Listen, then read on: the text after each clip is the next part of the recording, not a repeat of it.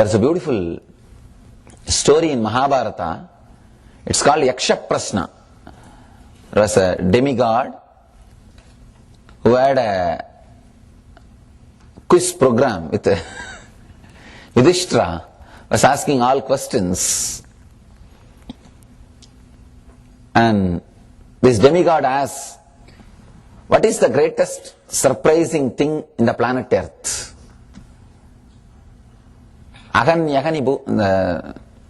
Yudhishthira replies, Dharmaraja replies, Ahan yahani bhutani yachantiha yamamandiram, gachantiha yamamandiram, seshastiram ischanti kimascharyamitapparam.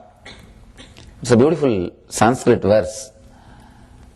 He says, every moment, every day, we see so many people going to Yama's abode, means dying. Even then, every soul, every person who lives here thinks that he is not going to die. Only others are going to die. He is going to be here forever. Something which gives you that confidence. There is some energy, something which is constantly giving you the idea that you are going to be here forever. That is what we call Atman. Every one of you, every one of us experience that self, but unfortunately not all the time. Every one of us have got some experience or at least a vague idea of that self. Otherwise, holding on to this body, there can be no logic that you having strong belief or faith that you will never die, you will never perish. Even holding this body, you have some idea, some one corner. How many times you try to remind, at some part of your being, corner of your being, that idea is there, that you won't perish. You won't perish. You won't die. Atmaspurana word means flowering of the self. That self, the consciousness which is in you, making it alive, making it as a solid experience for you throughout your life. That is the purpose of the whole program. The goal or purpose of the whole program is, in every one of you, there is a experience of self, making that alive, making that as a direct experience, living experience for the whole life. This whole program is based on Taittiriya Upanishad. The basic techniques or the ideas which we are going to work, which we are going to practice are from Taittiriya Upanishad. The word Upanishad is a very powerful word. The translation of that word is just sitting, nothing else. Just sitting. Just sitting can do so much in you. Sitting in the presence of the Master, sitting with the Master can do so much in you. That is why all the Vedic scriptures, the essence of the Vedic scriptures are called Upanishad.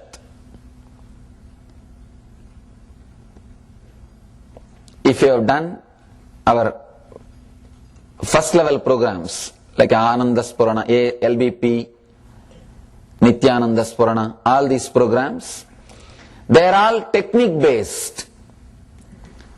Technique based means you will be taught some techniques here, you can practice here, you can go back to the home and practice there. Technique based. The effort you put, that much you will grow. That will become experience. It happens. There is a next level program. If you have done Dhyana Spurana or Nithyanandam, they are all no technique based. There won't be any technique. Just the understanding Understanding itself can add so much to you. Just a simple understanding, changing your idea about yourself and the world and the cosmic energy, Jiva, Ishvara, Jagat. If your ideas about these three changes, you will just transformed. You will be transformed. This is the second level. Now, this program is neither technique based nor no technique based. It is neither technique based nor no technique based. Technique based means you will learn something to be done here and you can go back to the home and practice. You will not receive anything like that now. You will not receive anything which you can practice in the home. No. No technique based means just understanding, nothing else. You will not be doing anything. But now, it's not that you are going to keep quiet. It's neither technique based nor no technique based. It is called process. Alchemy. When you sit with a master, the Upanishad, when the sitting happens, some strange process starts happening in you, which can neither be called as technique nor no technique. It's literally like a cooking, boiling. By tomorrow evening, you are expected to be completely boiled. In Sanskrit, we have a word siddha. Siddha means two meaning. One, enlightened, another one, cooked. Boiled. So by tomorrow evening, you are expected to be completely boiled or cooked. Siddha. It's just like adding something to you and taking something away from you. Whatever can be taken away will be taken away. Whatever needs to be added will be added. And the master's presence is like a fire. Just like cooking. You add something, you remove something, and the fire, the presence of the fire, when all these things are done, cooking happens. This is more a process. Why I want to give this detailed introduction to you, please do not miss even a single session. With the technique-based course programs, if you miss one or two technique, no problem. You will have 80% result. With a no technique-based program, you don't even need to come for that program. Just DVD is enough. Just video is enough. Your physical presence is not needed. But now, not only your physical presence, my physical presence also is needed. Both of us need to sit with each other. That is why this Upanishad starts with a beautiful mantra. Let us enter into the next. For next 2 days, please decide very clearly you are going to be here. The whole program. People will come and ask, Swamiji, I have to go and pick up my kids. Can I go and come back? And in this country, God,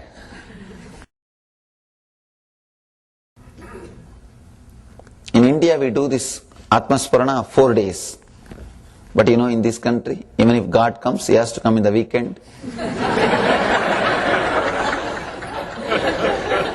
If he comes in the weekdays, please give your mail ID, we'll get back to you.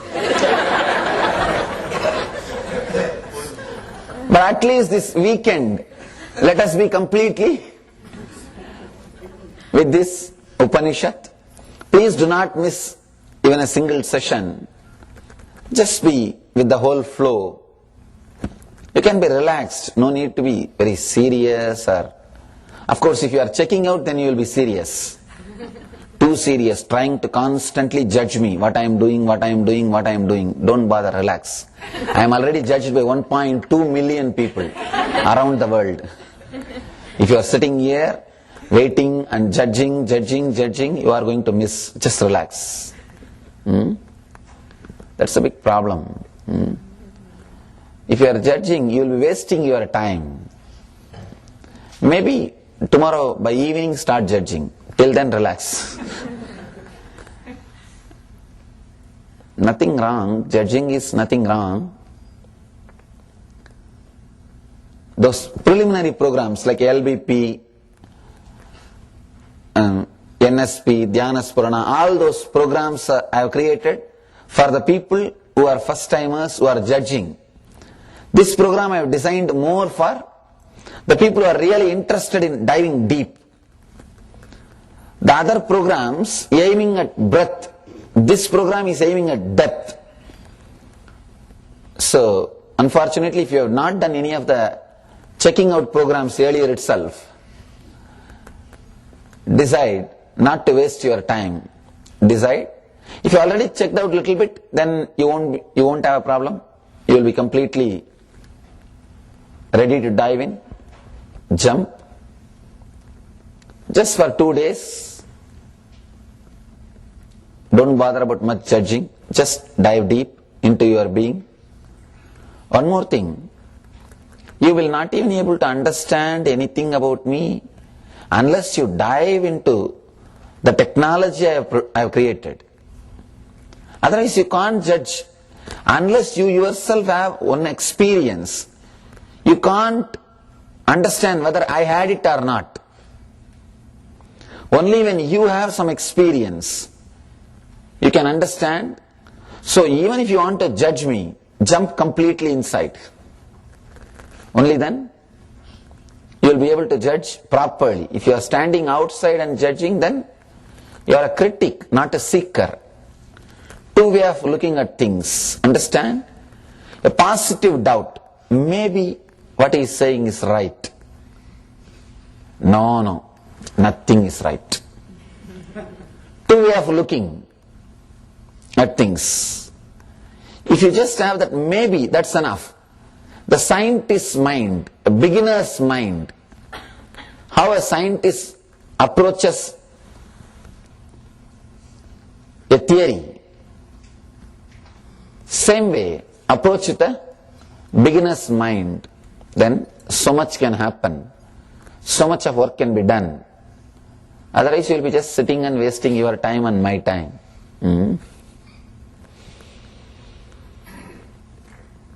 Upanishad is a very powerful process. I request you not to miss even a single session.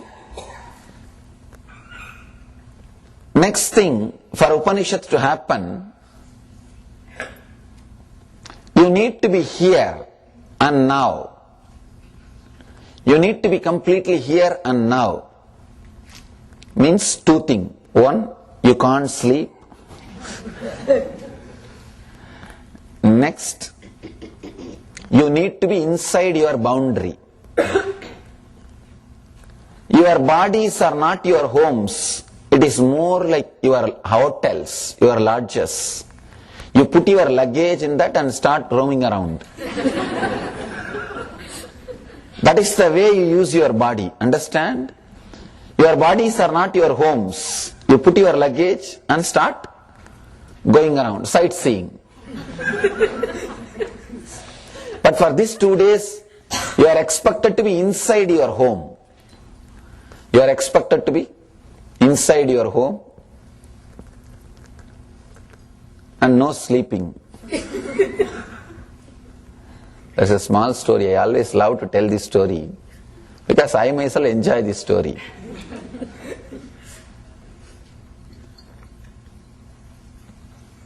One great preacher, a man who is preaching the name of the God all over the world, and a wild taxi driver, maybe from Chennai or New York or Calcutta. Calcutta is number 1. Maybe Chennai gets number 2, then New York. The other day I read the CNN, I was seeing the CNN, They say that the driving license, some written exam was there. New York drivers are the lowest score.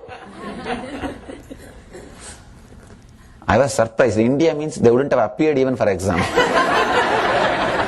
In Calcutta or Chennai, you can't even expect them to come for the exam. In Chennai, they may come to receive just the license. In Calcutta, you have to go and deliver the license and come back. Even to give the license, you may have to go to their home.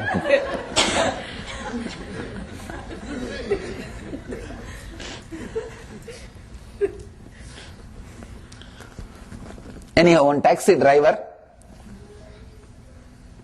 and this great preacher, both of them died.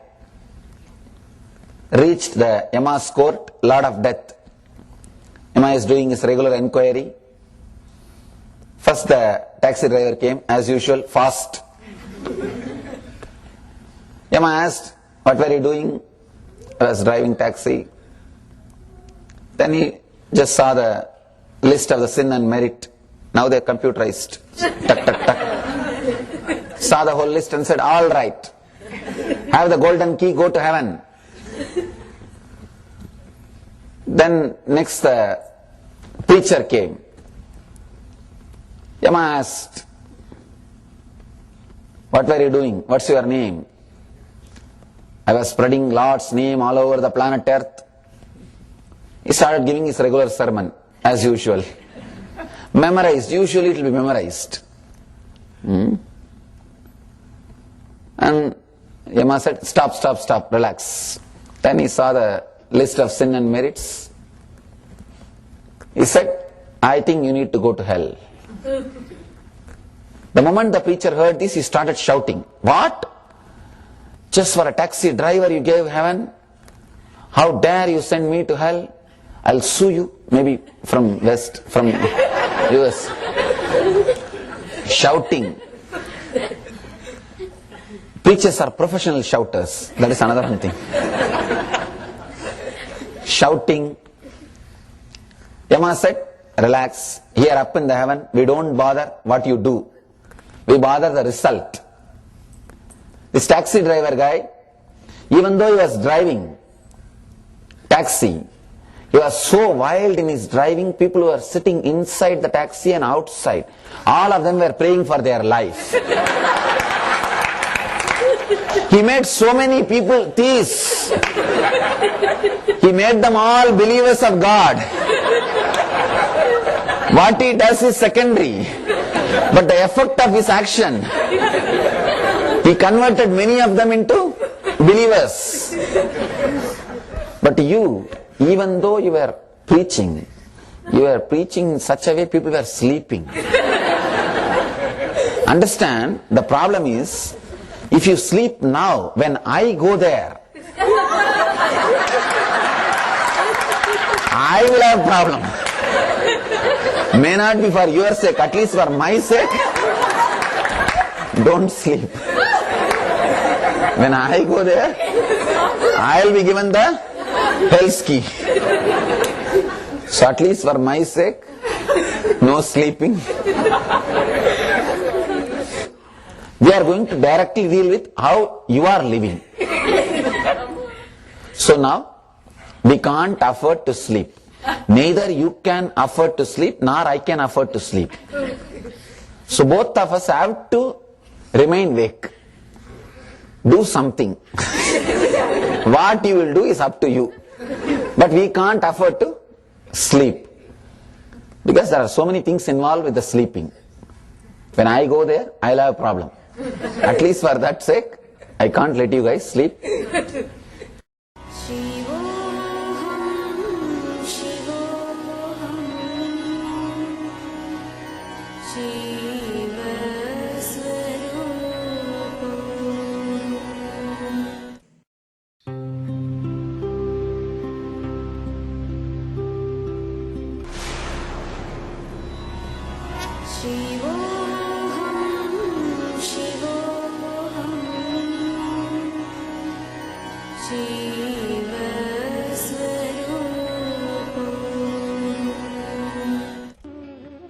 India has given birth to great Paramahamsas, mystics, saints, and divine avatars who have consistently delivered this world from darkness to light.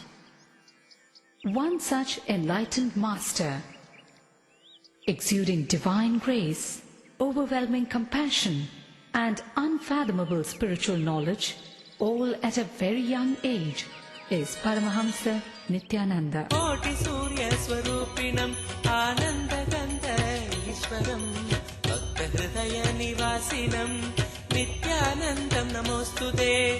Koti Surya Swarupinam Anandagandha Ishwaram Bhakta Hridaya Nivasinam Nithyanandam Namostude.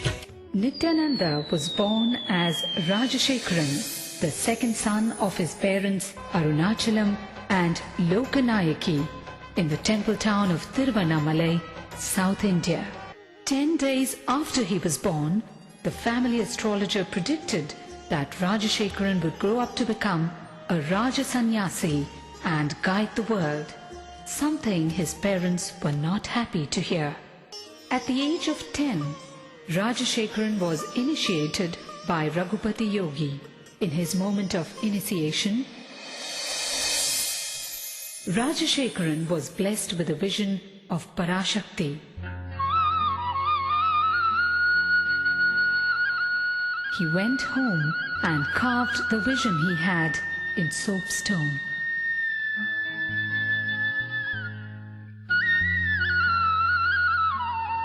One day, Rajashekharan was found etching a complex shape on a copper foil.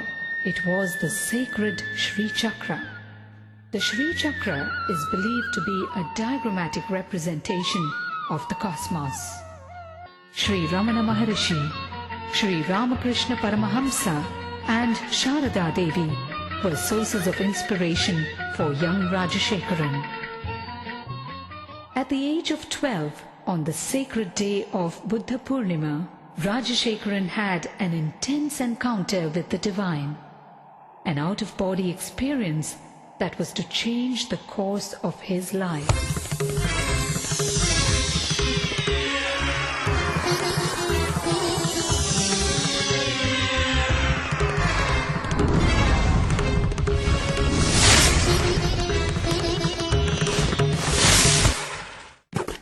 By his 17th year, Rajashekharan's spiritual quest became too fierce to be ignored.